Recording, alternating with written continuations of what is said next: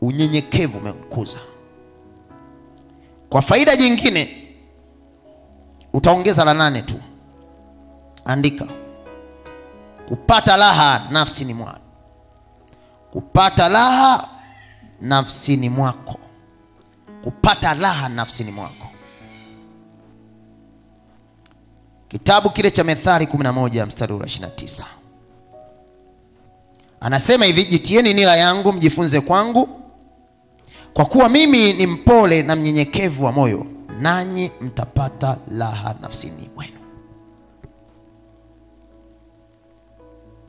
Nanyi mtapata raha nafsini mwenu.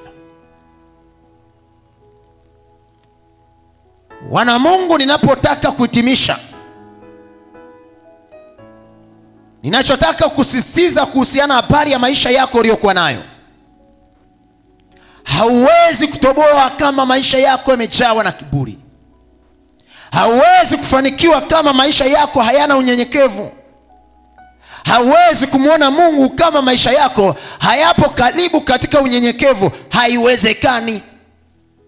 Kanisa la sasa ni lazima liweze kuamka. Shetani yupo kazini wakati wote akiweza kugeuza mioyo ya watu wasiweze kumtendea mema Bwana.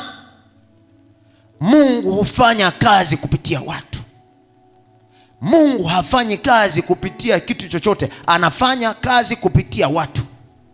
Na ukiweza kuwaona hao watu ni sehemu ya maisha yangu wanaoweza kunifanya mimi nikaweza kufika mbele, unahitaji kuweza kuambatana na kuweza kunyenyekea ili uweze kumwona Bwana kwa matendo. Lakini kiburi chako kinawezekana kikashusha maisha yako. Kiburi chako kinawezekana kikafanya usiweze kumwona Bwana.